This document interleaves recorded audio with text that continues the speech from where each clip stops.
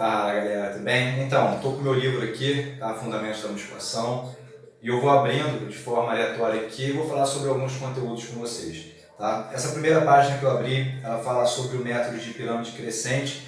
O método de pirâmide crescente é um método interessante para o treinamento de força, relembrando que a nossa ideia nunca é dizer que um método é melhor que o outro, até porque mesmo a literatura ela não corrobora com essa ideia.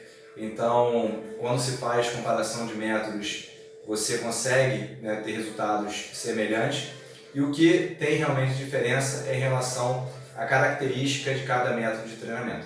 Então, existem alguns métodos que são mais complexos, que são mais avançados, existem outros métodos que são menos complexos e menos avançados. Então, o que pode, né, mudar muito em relação para quem você está aplicando esse método e também decorrente da fase de treinamento. Então, existem métodos que aumentam muito o volume, existem métodos que aumentam a intensidade, por exemplo. Então, essa seleção do método ela deve ser devido à fase do treinamento e também ao nível de treinamento do seu cliente. Então, a pirâmide crescente, tá? Ela tem duas formas, a pirâmide crescente e a pirâmide decrescente. A pirâmide crescente, sempre que a gente falar sobre a pirâmide crescente,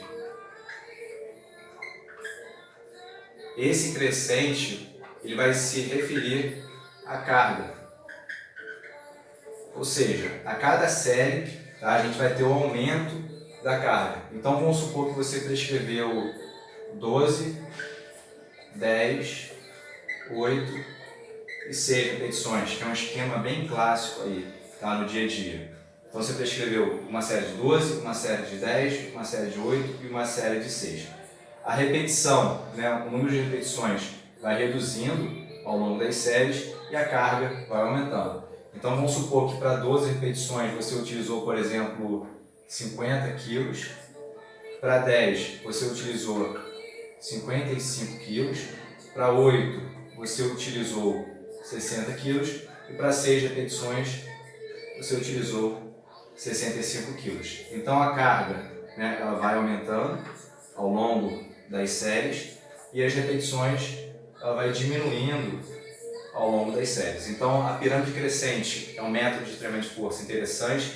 Você pode utilizar, por exemplo, a transição.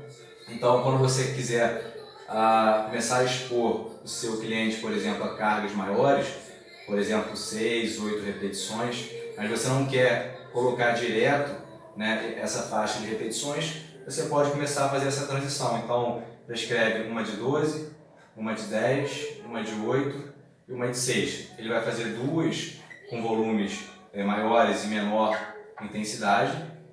Ele vai fazer duas, né, com volume menor e maior intensidade. E aí depois você vai começar a fazer essa transição até chegar, por exemplo, no momento que você quer treinar só a força com ele, então utilizar a maior intensidade, o menor volume. Você pode fazer essa transição de forma gradual. A outra coisa importante também é utilizar a pirâmide como, por exemplo, aquecimento. Então você poderia prescrever 15, 12, 10, 8 e 6. Então as repetições ali de 15, 12, elas poderiam servir, por exemplo, como um aquecimento. Então um método interessante também para você, né, fazer o aquecimento inicial ali durante o seu protocolo. Tá bom? Vamos falar um pouquinho sobre a pirâmide crescente.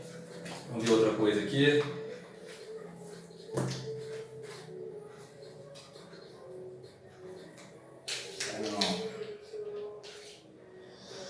Então as unidades, né, tem que sobre as unidades da periodização.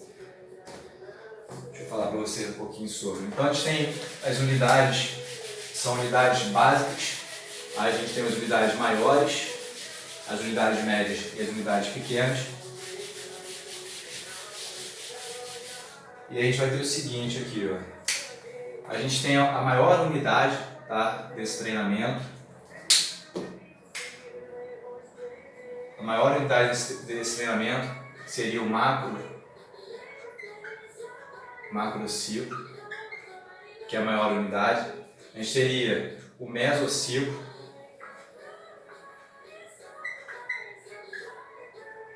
que é a unidade média, e a gente teria as unidades menores, que seria o microciclo e a sessão de treino. Então, o macrociclo é a maior unidade do treinamento, tá? O mesociclo são as unidades médias, o microciclo as unidades menores, junto também com a sessão, que é o que você realiza durante o dia de treinamento. Tá? Então, teria o macro, o meso, o micro e a sessão. Você faz o esqueleto do macro, o esqueleto do meso, o esqueleto do micro e prescreve a sessão de acordo com o objetivo do micro e com o objetivo do mesociclo para atingir o objetivo do macro. Tá? Quanto tempo que dura mais ou menos isso aqui? Né? O macrociclo depende, né? Tem macrociclos de 2, 3, 4 anos, que geralmente é só utilizado para quem realmente trabalha no esporte. Pode ser macrociclo, por exemplo, de 3 meses, 4 meses, 6 meses, 12 meses, que daria um ano. O mesociclo, tá? Geralmente ele tem um tempo aí de 4 semanas. O microciclo geralmente tem de 1 semana. E a sessão, né, que é o dia de treinamento, que pode ser, por exemplo, uma sessão única, ou você pode até ter uma sessão dupla durante o dia. Tá? Então, tem muitos atletas que treinam 2 vezes por dia. Tá bom? Esses valores aqui não são fechados, tá? De 3, 4, 6, 12 meses, mesociclo de 4 semanas.